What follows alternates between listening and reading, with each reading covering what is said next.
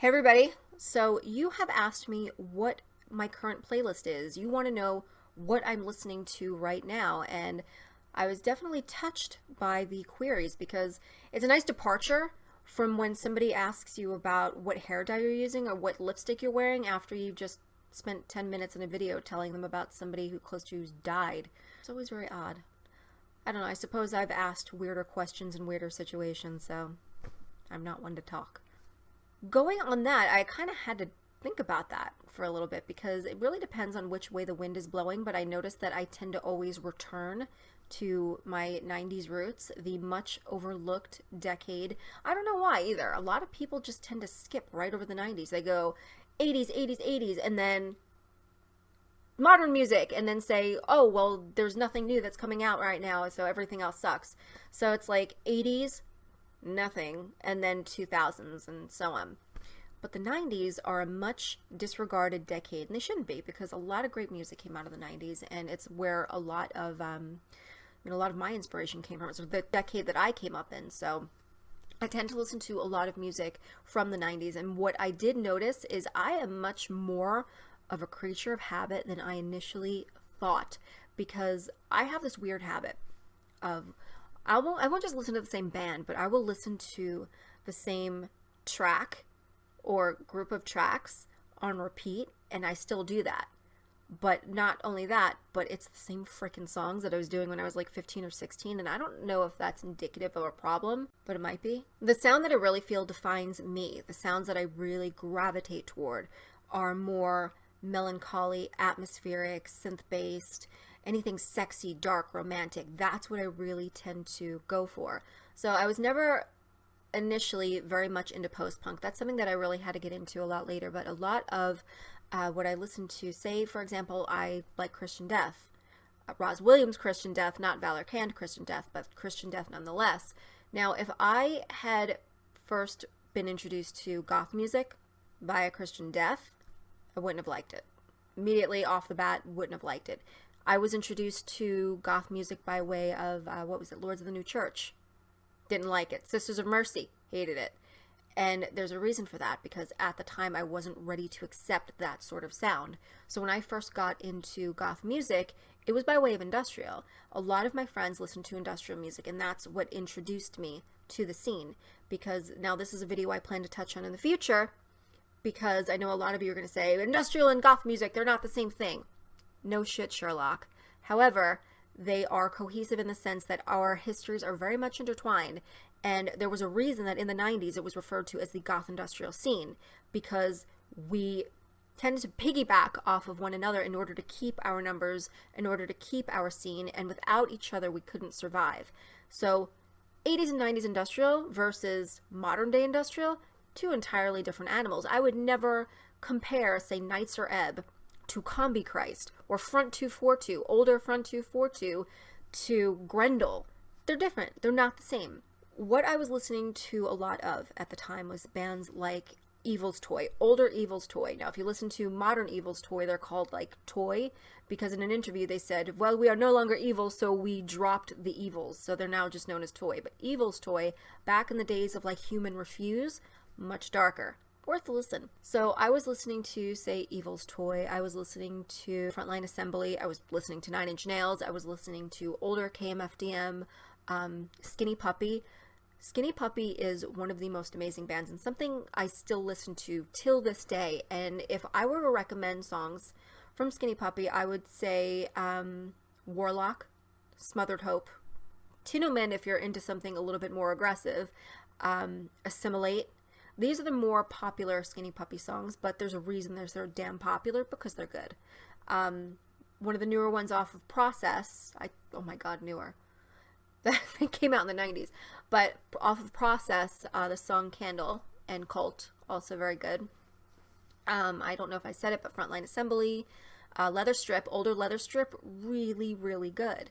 So I was listening to a lot of that music, and I needed it. Without that music, I couldn't have gotten into goth music. So I'm listening to all of this.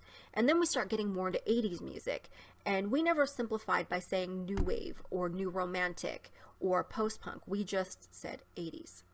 So I was listening again to Flock of Seagulls, I was listening to OMD, Pet Shop Boys, Adamant, The Smiths, Morrissey, The Cure. So this music, to me, it still contained the electronic elements that I was used to from the industrial music, but it kind of had, and this sounds really strange, but this is what I used to say at the time, it kind of had the same heart as goth music did, because some of the vocals were similar. It didn't have that same vocal distortion and aggression that industrial had. So it was a departure in that sense, but it was a really nice segue into goth music. So after I was listening to a lot of new wave music or 80s music, suddenly I revisit Lords of the New Church and I like it. I listen to Sisters of Mercy and I like it. And it's there where I really tumbled down the rabbit hole, and it went into Rosetta Stone, it went into The Wake, it went into all of these different bands, and it started with compilations. Without compilations, we would have a lot of issues finding music. It's not like today where you can sample music on Bandcamp or SoundCloud, or you can go on YouTube and say, oh, I just heard of this band and I want to hear what they sound like. We couldn't do that back in the day. We didn't have that luxury. So compilations or sample discs are really where we were able to try things out. And sometimes you get tricked. Sometimes you get duped a little bit, because sometimes it'll list a band and you'll hear it and you'll think it's amazing, but they happen to have only done one track that sounded like that and the rest of their music was entirely different. You're like, wow, this band is amazing. I love this track. I want to get other things. And as it turns out, it's nothing like that one song at all. Goth rock, Touched by the Hand of Goth, Gothic with a K. So all these compilation discs really helped me find my sound, and I was really able to build it up from there. Kind of going off of that, I'm kind of going on a little bit of a sidebar / tangent. I do those so much. It's hard to stay focused, damn it. Going on that, my sound is and has always been very romantic and melancholy and atmospheric. So a lot of the 90s goth that I really got into were bands like More Syphilitica, Requiem in White, Switchblade Symphony, Diva Destruction, Mephisto Walls. I'm listening to a lot of bands that female vocals. There were male vocalists as well. A lot of London After Midnight. Love, love, love London After Midnight. The Wake, Rosetta Stone, mentioned those before, but I really wanted to kind of go with the more commonly known bands, because these are bands that when you listen to them, they only take you deeper. They're kind of like your gateway bands, and they take you a little bit deeper, but this is a lot of what I was listening to at the time that just took me further down the hallway and led me to all of these different doors and, oh, what's that? What's this? So without those bands, I really wouldn't have been able to find a lot of the other music that I found. And that's not to say that I don't love the 80s music. I really do. I love 80s music. I love 80s goth, but 90s is my home. And it's where I really, I feel most comfortable and I feel most myself. And I feel like it doesn't just, it defines me in a way. A lot of people will listen to a song, or they'll listen to just a band in general. They'll be like, oh my God, did you hear those vocals? Listen to what she's saying. That's me. This is my life. She's telling the story of my freaking life. I love a song with good lyrics, things that you can really connect to, but I connect more to a sound more than anything else. And I know that probably sounds weird, but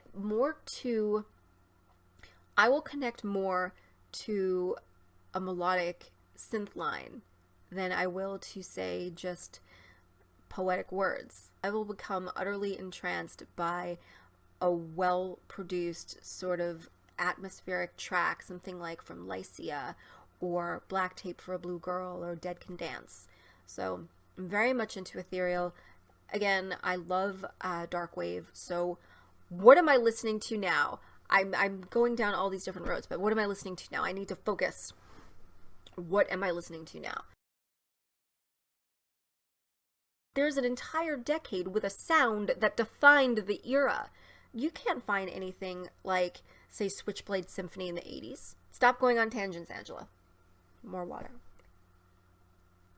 A lot of the modern music that I'm listening to now is not just new bands that have come out recently, but there are a lot of bands from the 90s that have started producing tracks again, or they're still producing. Like, for example, Monica Richards of Faith and the Muse, still producing music. We have Lycia, still producing music. We have, if you've ever heard, now this is a modern band that I'm listening to called Kuta. I might put a link in the description. I might play a little bit of the track in this video, but Kuta is actually Corpus Delicti, and the video itself is so nostalgic. Just the song and the video are just so incredibly nostalgic, because the video itself, it's all real footage of 80s goths in their environment, and it's like kind of looking back through our history, and it's so sweet, and it's such a good song. So I'm gonna put the song Catch It probably in the video or in the description. We'll see how it goes. Strapping through the dust for living life unburdening, and wandering everywhere and losing time and time again. But for my own sake, you cross your heart and hope to die. There are a lot of purists out there, self-proclaimed purists. I like to call them another P word, and that is pretentious. Admittedly, people that I do associate with that will openly dismiss modern goth music as hipster shit.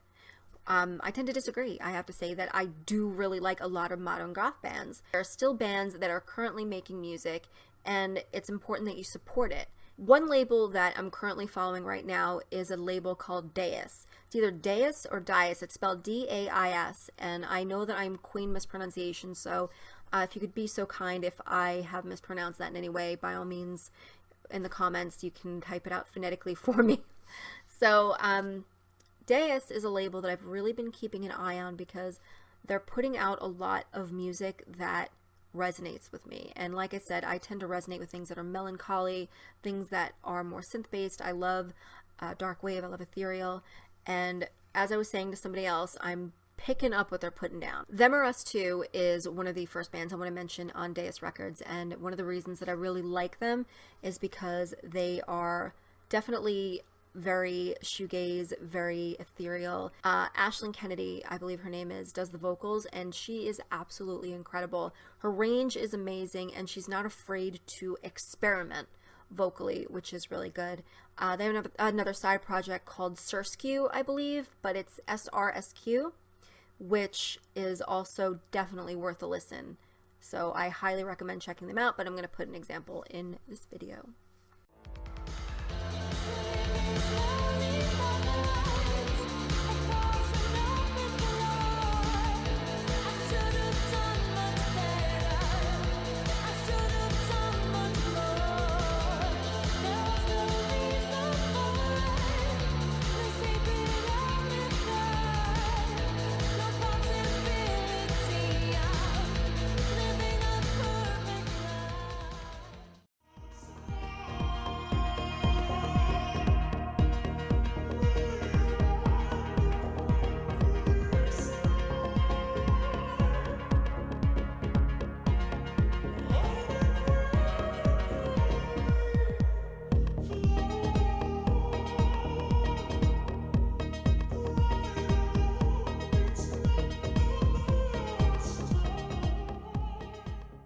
Another band would be Drab Majesty, and Drab Majesty tends to do the same thing to me that, say, Clan of Zymox or Frozen Autumn does for me, and that hits me in like this general area here. It's like it gives you that warmth and that sort of daydreamy quality, and I love it. It hits you in the feels. It just evokes this sort of emotion in you that's just romantic and crush-worthy. I love it. And I hope you like it too. Obviously, I'm going to put an example in here for you to listen to.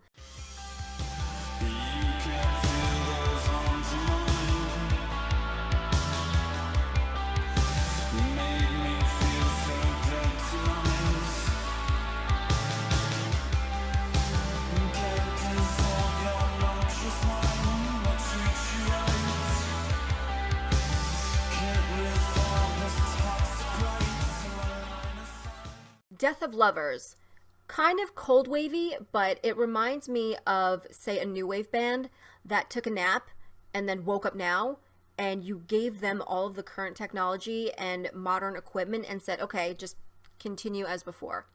I really like them. I hope you do too. A speck of dust floating inside our time. It's alright. So cry. We're only satellites.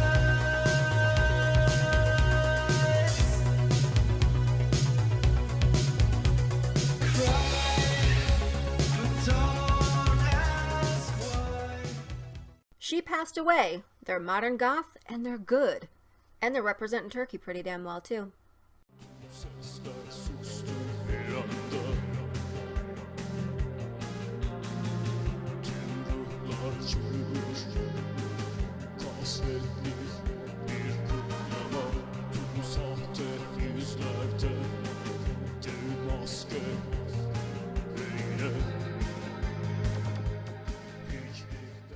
I just really love Lebanon Hanover. When I first heard it, I was really surprised to find that they were a modern goth band, but lo and behold, they are, and they just embody everything that goth really should be. They have all the familiar symptoms. They're dark, they're macabre, they're mopey, and what I really like about them, I don't know if that really sold them very well. What I really like about them is they kind of pull the same thing that Faith in the Muse and Frozen Autumn do, and it's the fact that they swap vocalists. They have a male and they have a female vocalist, and whereas they stick with their signature sound, sometimes you have a female vocalist, sometimes you have a male vocalist, so you really get the best of both worlds, and I really like that because it's kind of like two bands in one, but nevertheless a really, really good band and a really good example of modern goth music. Here we can see to the hollow skull. The flutter falling down keeps me alive. And your hot lips breathe words into my skin. All revolt is imaginary. When I first heard the Hearse, I really thought that I was listening to a death rock band from the 80s that I'd never heard of before. But as it turns out, they are modern. And I was really surprised by that. So if you have more death rock leanings, I would highly recommend these guys.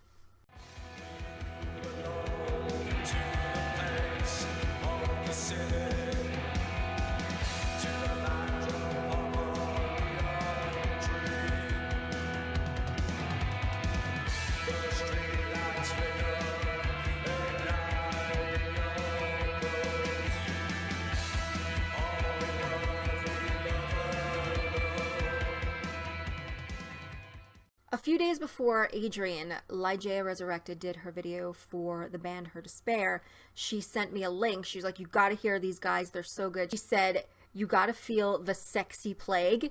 And I'm like, what the fuck is the sexy plague? I need to hear this. Now I get what she's talking about, but Her Despair, they're from the UK, I believe, and they're really good. I've only just started listening to them a few days ago, so I'm still getting into them, but holy crap, are they worth a listen, and I will put a sampling in this video.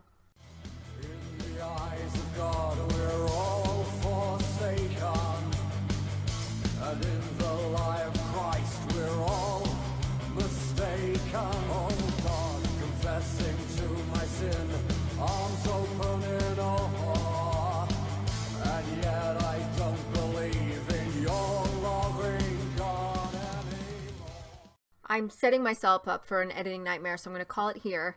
But I wanted to stress the importance of supporting the current goth bands and just the scene in general. Not just the modern goth bands that are coming out now, but bands from our past that are still out there producing music. They're touring and they're still making music. You have Monica Richards, you have The Frozen Autumn, you have Lycia, you have Black Tape for a Blue Girl. All of these bands, they're still producing music. Clan of Zymox, they just toured. Lebanon Hanover are coming around in April in New York, so I don't know when they're going to be elsewhere, but it's something worth checking out. But it's really important that you remain open-minded to accepting that, yeah, you know what, Goth has persisted and it's still going on. And if you're one of those people who have completely just dug your heels in the 80s or in the 90s and said, no, the Goth scene died in the 80s or the Goth scene died in the 90s, you are doing a total disservice to the Goth scene because it's hypocritical. You claim to love it, but you refuse to support it. So I think it is an absolute tragedy for the sake of maintaining this facade, this image of being a total purist, that you would much rather allow the scene to die than be caught dead listening to something post 2010. It's stupid. So put down the can of hairspray, take your ego, put it up your butt, and get out there and support. That's it.